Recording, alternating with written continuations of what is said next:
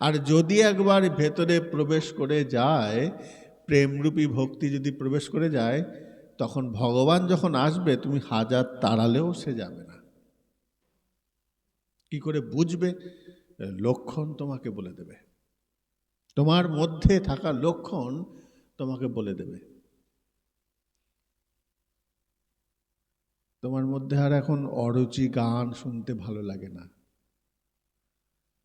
হরিনাম কীর্তনে যতটা তুমি তৃপ্ত হও, আনন্দ পাও, ওই ঢিকচাক ঢিকচাক গান শুনলে তোমার গা জ্বালা করে, বিরক্ত লাগছে।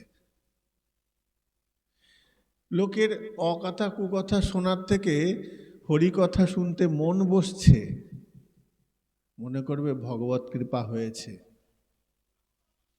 এইগুলোই লক্ষণ। নোংরা চর্চা, নোংরা কথা শুনতে যদি তোমার ভালো লাগে, মনে করবে তোমার অরুচি রয়েছে, রুচি এখনো আসে নাই। ভগবত রুচি এখনো আসে নাই, অরুচি প্রবেশ করে গেছে। আর অরুচির লক্ষণ কি? ঝগড়া শুনতে ভালো লাগবে, কিন্তু সাধু কথা, গৌর কথা, ভগবানের কথা শুনতে ভালো লাগবে না। এটা হচ্ছে অরুচি। অপরাধ থাকলে এই জিনিসটা আসে। ওরা নিজেরাও জানে না যে ওরা অপরাধী। কেন? অপরাধের বোধই তাদের জন্মায়নি। অপরাধ কৃষ্ণ ভজনে, গৌর কথা শ্রবণে বাধা। শুনতে দেবে না, ইচ্ছাই করবে না, অনুভবই আসবে না।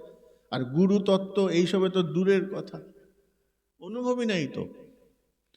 অনুভব আসলে তবে আগ্রহ বাড়ে, অনুভবই নাই তো আগ্রহ কোথা থেকে আসবে? তাই বাংলা সিরিয়াল দেখবে, নোংরা নাচ দেখবে, নোংরা গান দেখবে,